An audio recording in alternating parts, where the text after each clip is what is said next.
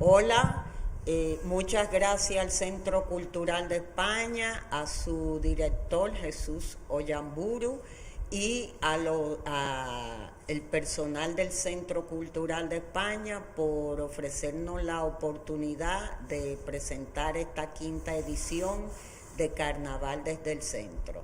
Es un honor para nosotros tener aquí dos personalidades muy importantes. Una es el doctor José Guillermo Miese, reconocido Diablo Cajuelo y uno de los fundadores de la Asociación Dominicana de Carnavaleros, y quien ha realizado aportes muy importantes a esta festividad popular, tan así que en el año 2004, creo, fue reconocido con uno de los premios más importantes que se ofrece en el país, en honor a don Felipe Abreu, siempre recordado carnavalero. En el 2014 fue ganador del premio Felipe Abreu, que es un premio que se confiere a aquellas personas que, dada su continuidad, dada la participación, la vistosidad de sus trajes o caretas, conforman este carnaval. También tenemos aquí al conocido artista, escultor y gestor cultural de Miches, Genaro Reyes, quien luego de la exposición de José Guillermo Miese nos hablará un poco del reciclaje en el carnaval.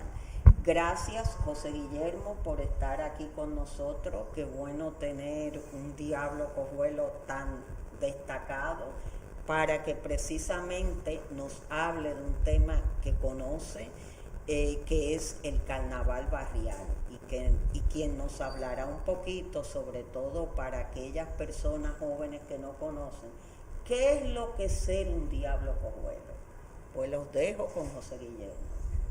Sí, muy buen día al Centro Cultural de España, a Soraya Aracena por invitarme a esta tan importante actividad. En el día de hoy vamos a tocar el tema del Carnaval del Distrito Nacional y una pincelada sobre el Diablo Cojuelo, como me solicitaron. Los colores del carnaval penetran de lleno en la barriada del Distrito Nacional principalmente. Voy a hacer un recuento de cómo se surge la dinámica de los carnavales en los barrios. Anteriormente no existía lo que era un carnaval barrial en específico.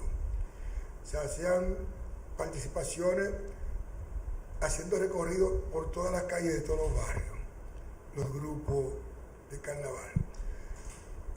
Había un carnaval en los años 60 que se efectuaba en el Parque Riquillo, un carnaval muy famoso, muy popular, que se centralizaba en el Parque Riquillo, y los carnavaleros daban la vuelta entre la calle Duarte, Ravelo, José Martí y la calle Caracas. Esos nombres son actualmente. De ahí salían, eso era en agosto que se hacía esa actividad. Se le llegó a llamar la fiesta del fuego, porque tiraban unos fuegos artificiales. Había uno en específico que formaba una palma. De ahí surge el carnaval, porque en esos tiempos de Trujillo, que existía el corso florido, los Diablos Cojuelos no podían participar en el carnaval organizado por el jefe, como lo llamaban, y se centralizaban entonces en todos los barrios. Pero ya a partir del 2006, por iniciativa de Ramón Rivas, mía y acompañado con Edimato, se hace el primer carnaval puramente barrial. Lo iniciamos en el sector de Villa María. Ahí se invitábamos comparsas de todo el Distrito Nacional y participábamos ahí. Esa actividad la realizamos por 2 años consecutivos. Luego surgen carnavales. El segundo que continuaron con esos carnavales fue en Villa Consuelo. Villa Consuelo es una población muy dinámica comercialmente. El señor Carlos Manuel Tavares, apodado el Viejevo, del cual hablaron ahorita, tomó la iniciativa de hacer ese carnaval y es prácticamente ahora mismo el carnaval que más se ha mantenido en el sector popular del distrito. También realizamos carnaval en el sector de Villas Agrícolas, organizado por el señor José Miguel de la Rosa, que hace un excelente carnaval en ese sector. Esos carnavales se hacen en el mes de agosto, esos carnavales barriales. También tenemos el carnaval de Villa Francisca, organizado por Marco Kepi. En la actualidad lo realiza la señora Amarili Delgado. En esos carnavales, la importancia de esos carnavales cumplen unos objetivos bien interesantes, ya que mantienen el fervor carnavalero en todos los barrios. Se hace una gran fiesta en cada sector donde se realiza. Se aprovecha el mes de agosto y ahí cada domingo se celebra uno de esos carnavales. Todo el mes. Durante el mes de agosto. ¿Y por qué agosto? Si el carnaval regularmente es en Cuaresma. En el Distrito Nacional hay una tradición de celebrar el carnaval asociándolo con la fecha patria. Y tú sabes que en agosto se celebra la fecha patria de la Restauración. Entonces, similando lo que era el 27 de febrero, también se lleva el carnaval en agosto. Eso es exclusivo aquí en Santo Domingo, en el distrito, y me parece que en San Cristóbal también. Los objetivos que logramos, iba a explicar, era que a llevar esos carnavales a los senos de los barrios, la población infantil, adolescente, se motivan, porque quizás no todo el mundo va a los grandes desfiles. Entonces, ese carnaval se le lleva a la barriada y de ahí surgen muchos jóvenes entusiasmados para participar el siguiente año, ya organizado en la comparsa. O sea, las comparsas utilizan ese método para nutrirse y crecer.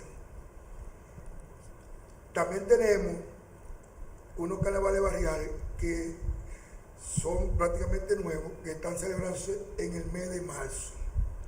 Uno se realiza en San Carlos, la barriada de San Carlos, organizado por una agrupación que se llama Fedocusán, donde Van Troy, Elio Rafael son los que dirigen ese movimiento, y se hace un carnaval ya en marzo, después que pasa el desfile nacional, que se celebra el primer domingo de marzo.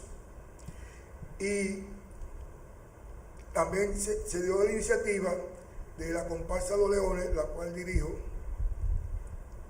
por motivo de la celebración de sus 30 años, celebró lo que denominamos Fiesta Popular de Carnaval. Pero fue por motivo de celebración de los 30 años de la comparsa.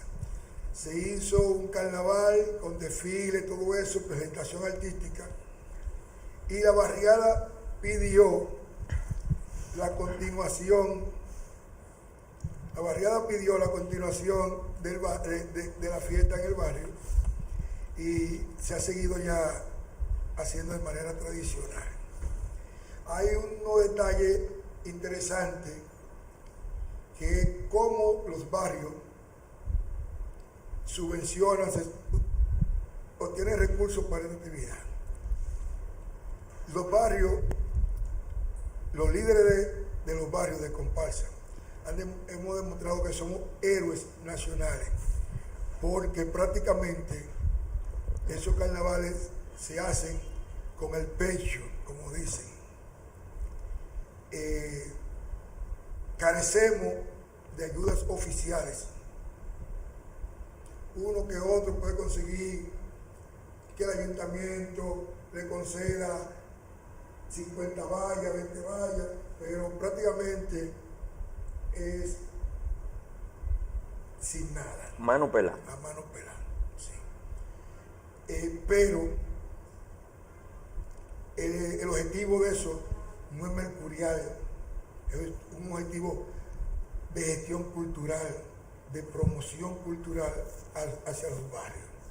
Es un desprendimiento que hacen todos esos jóvenes que trabajamos carnaval para fortalecer nuestra tradición. ¿Y por qué ustedes entienden que es necesario tanto desprendimiento? No, porque no tenemos de otra. si conseguimos, hay algunos grupos, algunos barrios, el que tiene más apoyo es el Carnaval de Villa Consuelo, por ser una barriada comercialmente muy fuerte. Tiene todos los negocios que están en el área del mercado de Villa Consuelo, realizan aportaciones, uno que otro. Y ese carnaval quizás tiene más, por eso se ha mantenido durante más años, como dije anteriormente, en su realización.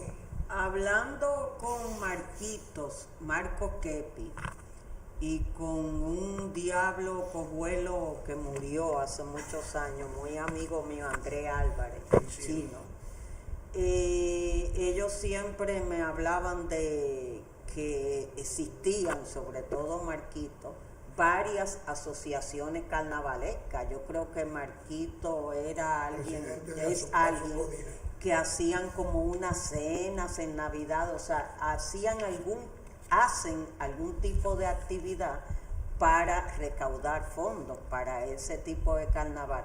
¿Cuál es el papel de esas asociaciones de carnavaleros en los barrios? Fíjate, las asociaciones de carnavaleros tuvimos un gran esplendor cuando Dagoberto estaba aquí en el puerto, que Dagoberto siempre ha tenido la visión de que las asociaciones se les debe proporcionar recursos para sus actividades. Y en ese tiempo existían 4 asociaciones en el distrito.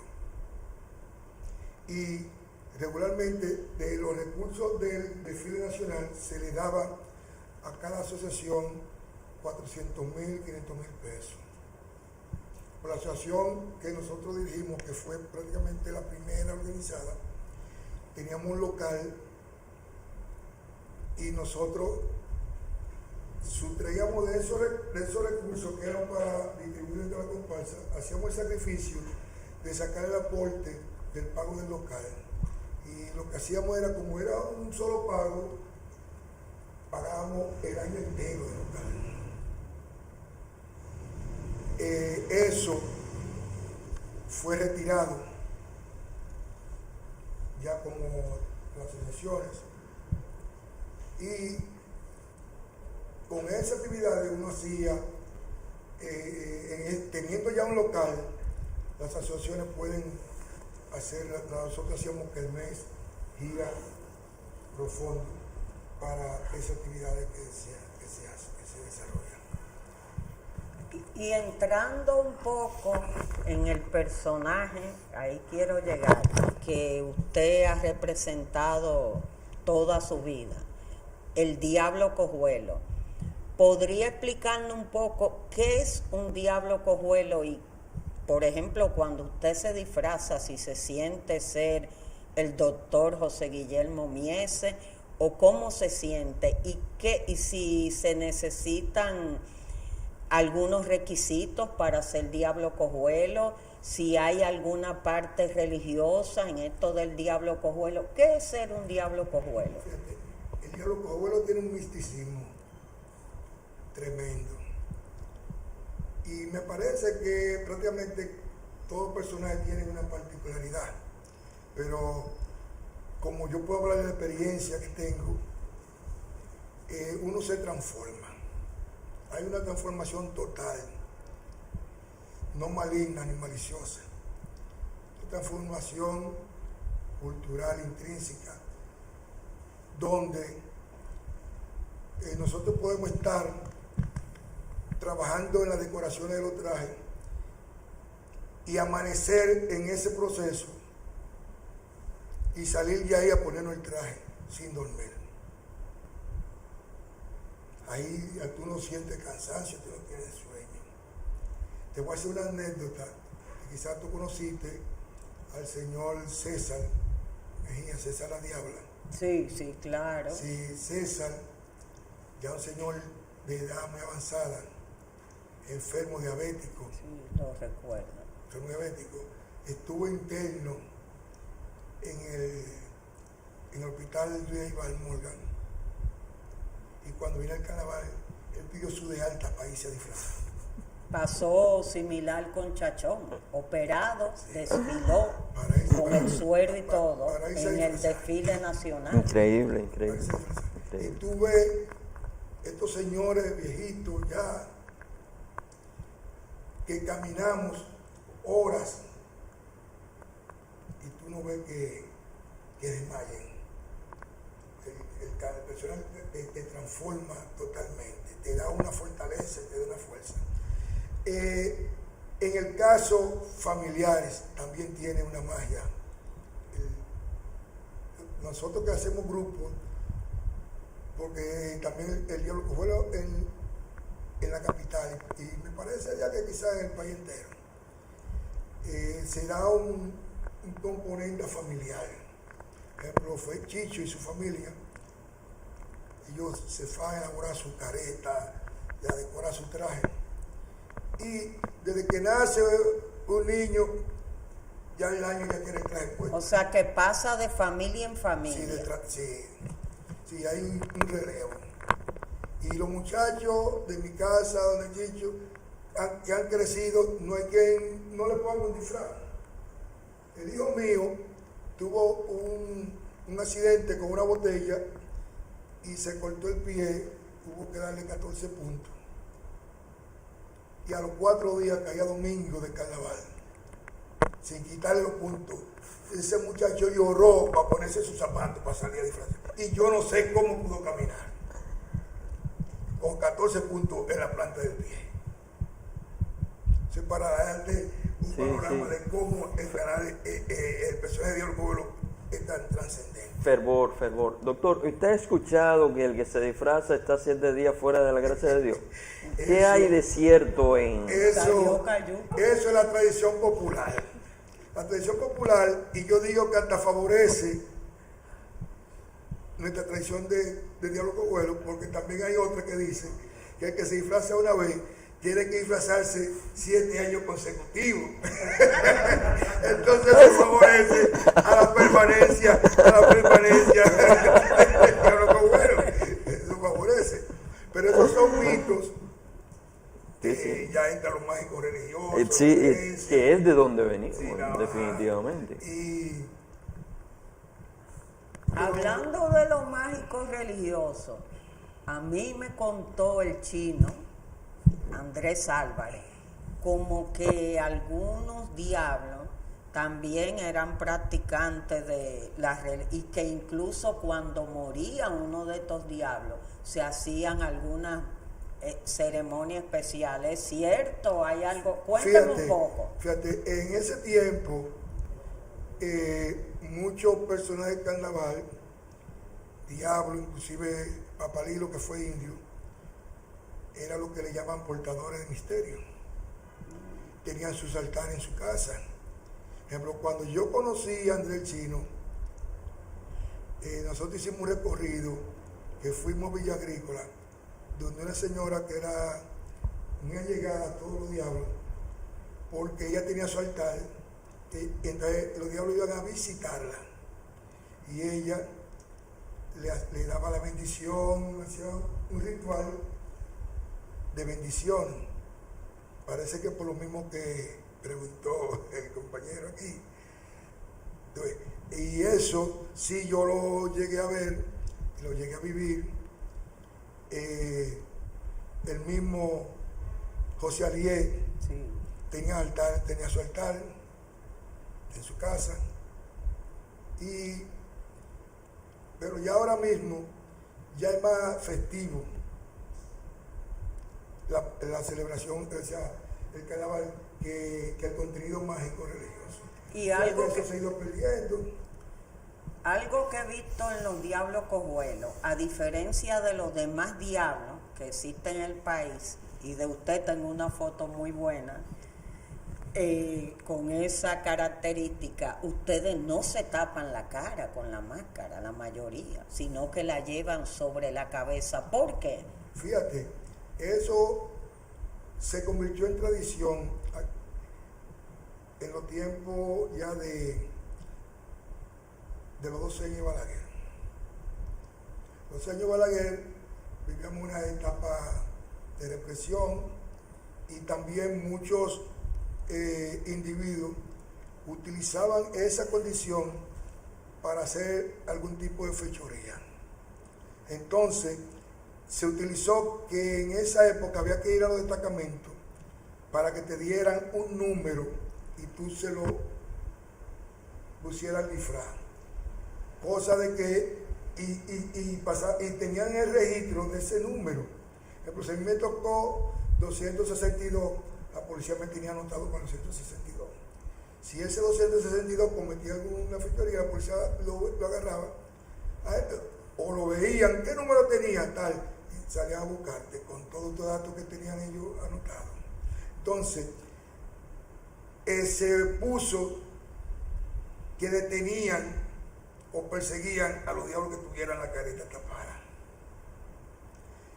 Por mi casa hubo un incidente en los años 70 y pico, que un diablo mató a un policía. Pero eso era, eso era una persona infiltrada. Exacto. Infiltrada. Disfrazado. Sí, disfrazado, sí, infiltrado.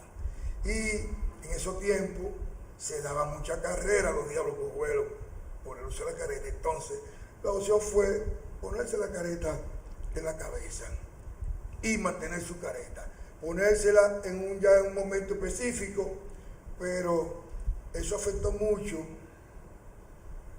la tradicionalidad del uso de la careta aquí en la capital, que fue retomada con el inicio del carnaval de la ADIO en la México, carnaval del distrito de la México, que empezamos a insistir y a reglamentar la obligatoriedad del uso de careta.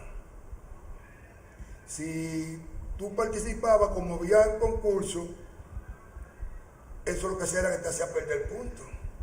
Había una notificación del jurado que el grupo que tuviera menos careta tenía menos puntuación.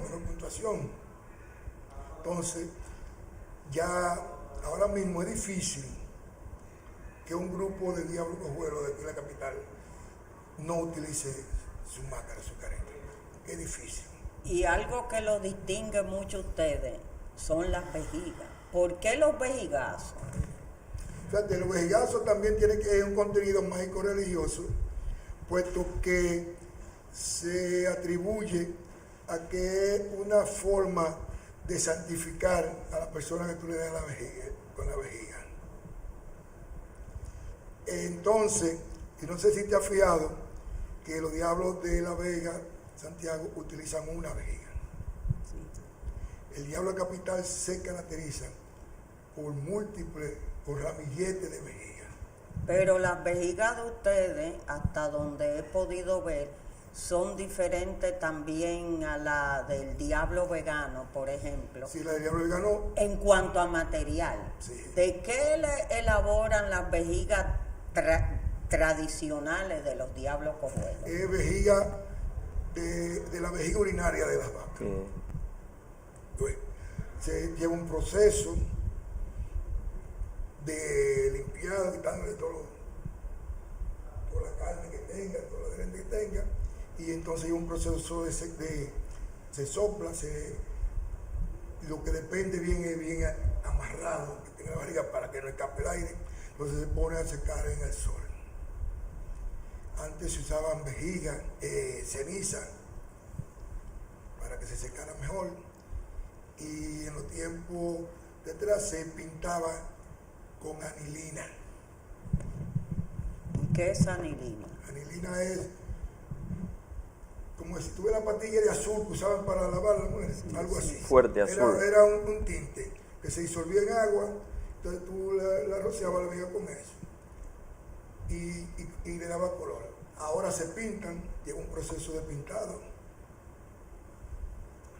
Es bueno pintarla con tiempo para que se seque con tiempo, ponerla en el sol, y tiene su magia de que con la pintura se floja un poco el aire, pero cuando usted lo pone el sol vuelve y seguirá sola esa vejiga. Y generalmente los diablos me han comentado a mí que ustedes tienen su propia música. Me dicen, no, los diablos tenemos nuestra propia música. Los encerros. ¿De dónde sale los esa encerros? música? Fíjate, los diablos tienen una categorización, que son los diablos sonoros y los diablos silenciosos. Por ejemplo, el diablo de la Vega es un diablo silencioso. El diablo de Capital es un diablo sonoro, porque tiene un cinturón de campana, le llamamos encerro, y eso nos da una característica particular. En Asua hay una modalidad de esa campana que usan una sola campana y la usan en la parte de atrás. Nosotros lo usamos en el frente. Ustedes también usan espejitos Sí. detrás. ¿Y por qué esos espejitos? Fíjate. ¿Para adorno solamente? No, sí, como adorno. Pero también se infiere, porque el traje de abejorro tiene mucho simbolismo. Exacto, me gustaría Tiene para mucho la sim- gente tiene que mucho no está simbolismo. mirando saber cuál es el simbolismo. El asunto de los espejos es haciendo, ¿cómo te diré esta palabra? No un símil, no. Eso viene, que se decía que los españoles, los indios cambiamos el oro por espejito. Exacto, es una creencia también popular. Sí. Bueno, ya ahora más se usa por estética el traje. El traje de la capital es muy bien elaborado, muy elaborado. Cualquier traje de la capital tiene 40 yardas de tela encima. ¿Y qué costo tiene aproximadamente un traje de diablo? Un traje de diablo sencillo. El diablo sencillo, superior a los 5,000 pesos. Hasta ahí, y no tiene límite. O sea, hay una industria alrededor también de este personaje del diablo, puesto que hay los que hacen las máscaras, Sí. los que hacen los trajes, los que hacen la vejiga. ¿Podría hablarme un poquito de eso? Sí, eso tiene una dinámica que prácticamente aquí en la capital no se ha estructurado una organización efectiva de eso, pero le podemos contar, hay un sinnúmero de modistos, llamamos modistos, que prácticamente en cada barrio hay uno. Cada barrio hay uno. Hay que son más famosos que otros, que se trasladan hacia ellos a confeccionar su traje. Y el costo de confección no es tan elevado, pero sí la decoración, los elementos decorativos sí hacen que el traje se eleve su costo. Ahora tenemos, como ahorita se mencionó, una modalidad de traje que se llama diablo de fantasía. Ese sí es costoso. Ese Pues puede llegar de 150,000, 50,000 pesos, así.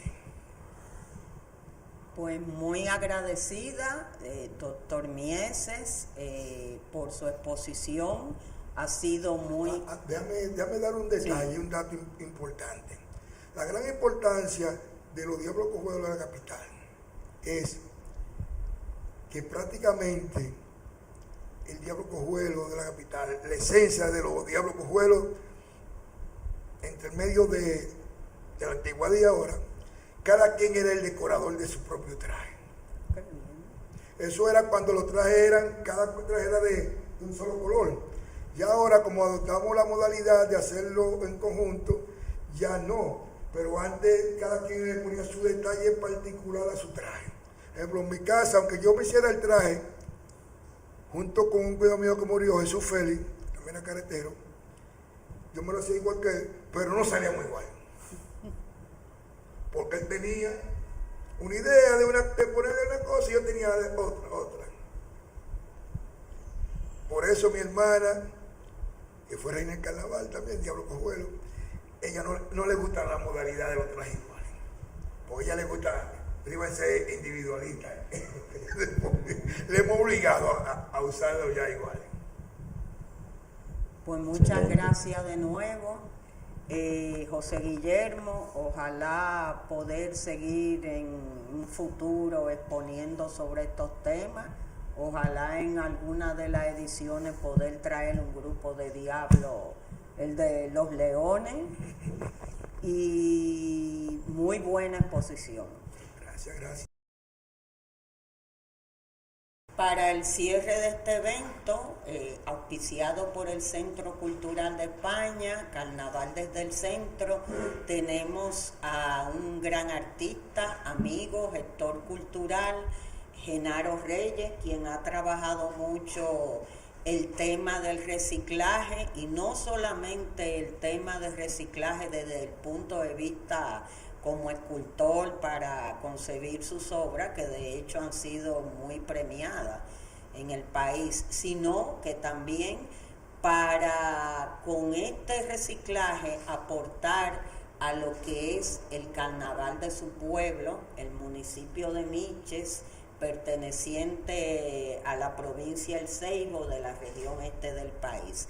Para el Centro Cultural de España y para el proyecto Carnaval desde el Centro, es un gran honor tener a Cayuco aquí. De hecho, su primera individual fue en esta edificación, la cual él estima mucho. De 99. Hecho, vino a estar con nosotros aquí desde allá, y eso se agradece mucho. Cayuco, quisieran que nos habláramos del Carnaval de Miches y de cuál ha sido tu labor como artista, cooperando o colaborando con que se utilicen materiales reciclados en ese carnaval. Gracias. Bien, gracias. Tengo un micrófono. Tú sabes que yo nací en medio de un carnaval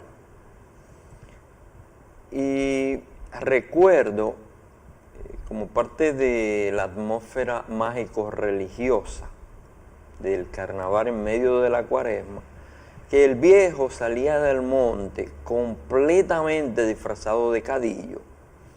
El cadillo es una semilla que se prende básicamente al pelo, y en cuaresma los caballos, su crin se llena completamente de cadillo. Entonces ese personaje que salía del monte, el viejo disfrazado de cadillo, era el cuco de los muchachos en el barrio. Entonces en la infancia regularmente asumíamos personajes carnavalescos, una vez de indio, una vez de viejo, una vez de muerto, y así sucesivamente. ¿Por qué te hago estas anécdotas? Para llevarte al tema del carnaval, cuando lo asume el individuo, más que ser portador, más que heredar el tema, yo creo que el tema lo he trabajado, como te comento, desde la infancia. En el carnaval de Miches, digamos que he jugado diversos papeles. Una la he hecho como jurado, cuando me han invitado, y en los últimos años he venido bajando de la tarima de jurado a intervenir directamente en el carnaval a través de la comparsa. La primera comparsa con la que participamos en el carnaval de Miches fue el Conuco de Cayuco. Un conuco reflejado básicamente por un cacaotal instalado encima de un camión. Y cuando te hablo del cacaotal, son los troncos del árbol del cacao con mazorcas talladas en madera y adherida al tronco instalado en el camión, con toda una serie de hojas secas de plátano, buscando la atmósfera del conuco, un racimo de guineo con todo y mata enclavado en la comparsa, y una serie de personajes que fueron mis estudiantes de arte, vestidos como campesinos, con gallinas en la mano, y así sucesivamente. Tú sabes que en este tipo de proyectos, como lo es Carnaval desde el Centro, nos siguen muchos jóvenes por las redes y personas del extranjero que desconocen la palabra conuco. ¿Qué es un conuco? Bueno, el término conuco es propio de la lengua arahuaca, del idioma taíno, pudiésemos decir. Entonces, conuco es taíno, cayuco es taíno. Tendríamos que observar un poco el diccionario del doctor Emiliano Tejeda sobre el léxico aborigen, porque es cierto, la gente joven desconoce que hay un idioma taíno, que hay una culinaria taína, que yagua, que ceibo, que higüey. Entonces Miches está en ese cacicazgo, en el cacicazgo de higüey. Y el cacique, uno de los más grandes, quizás el más grande de la cultura correcto, taína. Llegaba desde Punta Cana hasta la Ría Osama, en Santo Domingo. Y entonces, ¿ese carnaval de ustedes todavía tiene influencia de esos taínos? Sí, el carnaval de la costa de los Uberos, ¿no? El guaco o el morro, que son los nombres primitivos del puesto cantonal. Lo de Miches es reciente. Lo de Miches podría ser del 50 del siglo pasado. El carnaval de Miches es muy rural. Es rural como la población misma. Es hoy que Miches se está abriendo al mundo porque tiene caminos nuevos y despierta a una industria turística. ¿Por qué el carnaval de Miches es uno de los más legendarios de la historia de la República Dominicana? Precisamente por sus personajes. El tiznao es uno de los personajes tradicionales del carnaval rural de Miches. El tiznao no es más que una mofa, pudiésemos decir, al negro, porque el carnaval, dentro de los aspectos raciales, tiene mucha vitalidad. El carnaval toca varios temas de las culturas tradicionales de los pueblos. Por eso el carnaval es una oportunidad para mí como artista visual de retomar, de replantear mi obra. He querido traer esta máscara para compartir unos aspectos, digamos, del reciclaje. Mi obra, a través de esta máscara, se construye con materiales recuperados. el material que vertebra la obra es la madera. Y es un tronco que encontré a la deriva, como muchas de las materias que utilizo en mi obra, es material encontrado. Entonces la máscara surge de un tronco que me habló por su forma de máscara, y lo que he ido agregando a esa máscara encontrada otros elementos. El pelo, por ejemplo, es cable de aluminio. Al cable le quito la piel, le quito la goma y lo desenlío. Y ahí voy entonces creando el pelo de la máscara con el cable.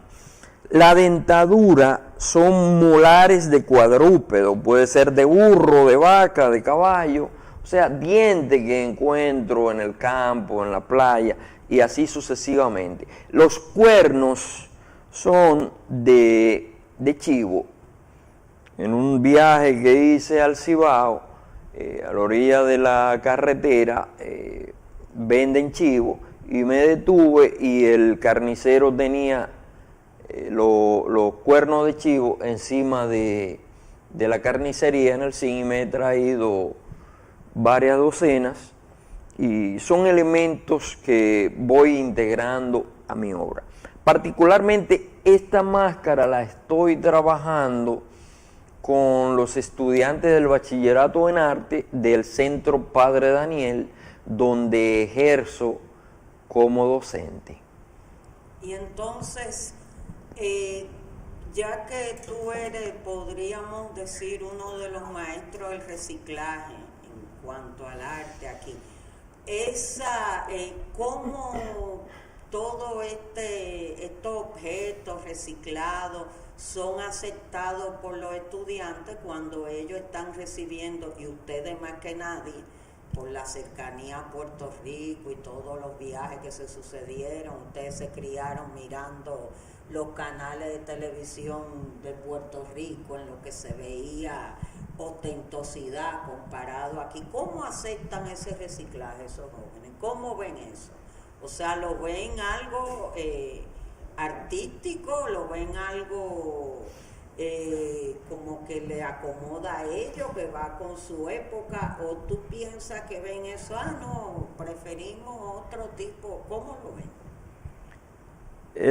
Es un asunto de práctica educativa, es un asunto de cotidianidad, y el éxito de mi obra en la ruralidad es precisamente haber logrado poner la idea creativa en la cabeza del aprendiz.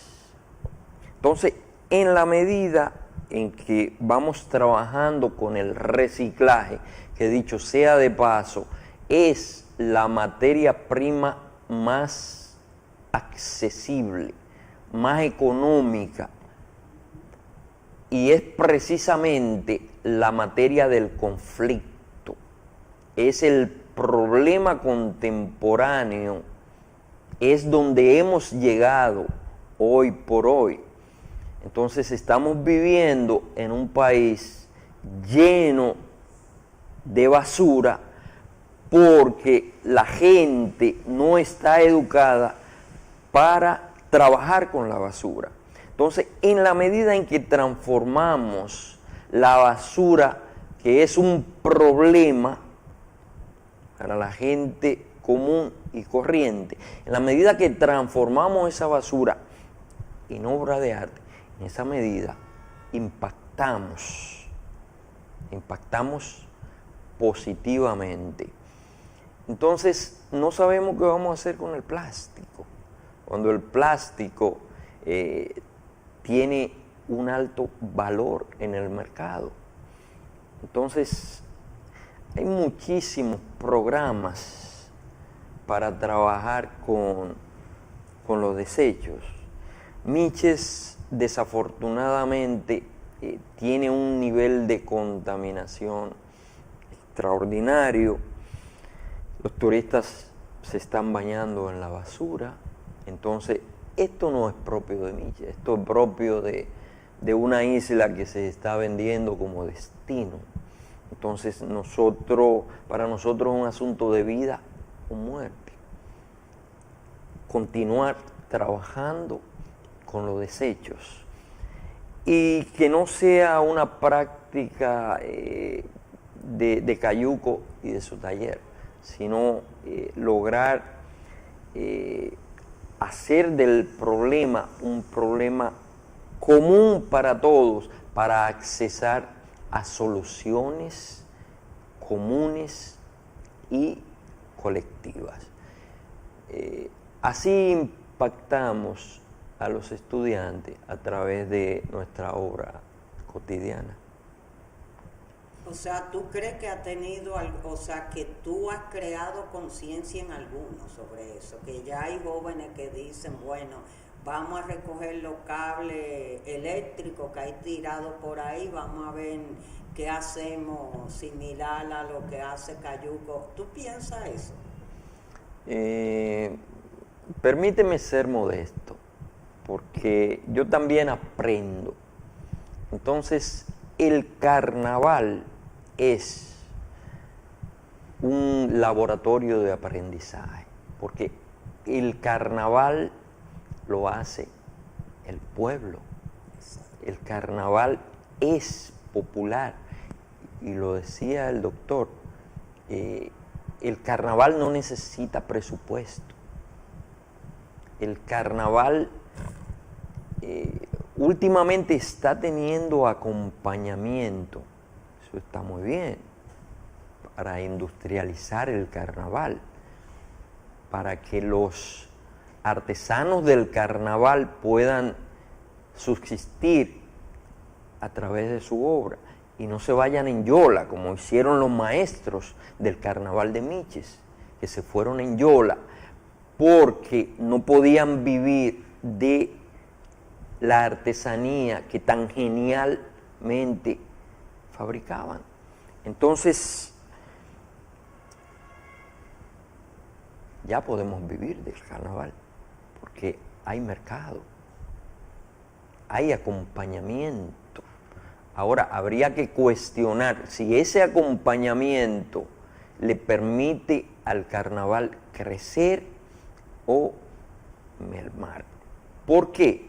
Porque a veces el acompañamiento nos aleja de esa espontaneidad creativa, ¿no? de ese sentir.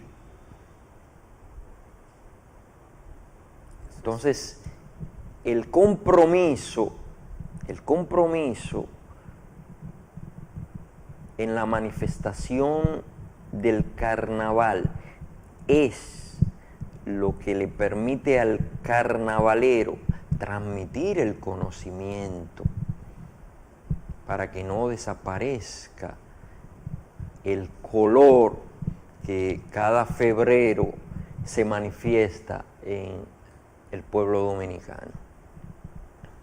Muchas gracias por tu exposición, bastante clarificadora. De hecho, mientras te escuchaba hablar pensé que es raro que, o por lo menos no lo sé, si en el país hay de verdad instituciones que trabajen el reciclaje a fondo, que entiendan lo importante que es reciclar y sobre todo algo que expusiste. Yo que llevo varios años involucrada de una manera u otra en el carnaval, veo que cada año el problema es el mismo.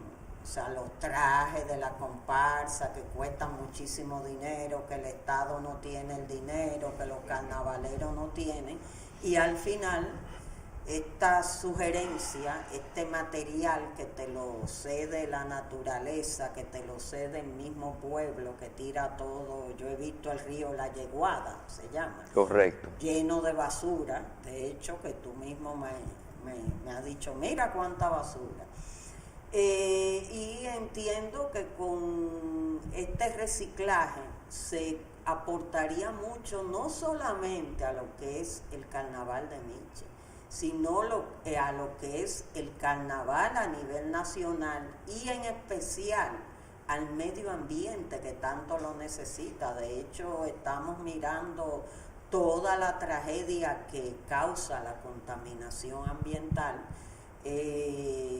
de la cual tú has sido uno de sus saneadores, si así se podría decir, en la medida que ha podido. Teníamos también otro artista que reciclaba, muy querido por mí y por ti, Tony Capellán, que se ocupó de esto. Pero qué bueno que sigue haciendo esto. Qué bueno que todavía que el carnaval de Miche se ha enriquecido con tu aportación a lo que es el reciclaje, y qué bueno ha sido tenerte en este carnaval desde el centro. Gracias de nuevo y hasta pronto.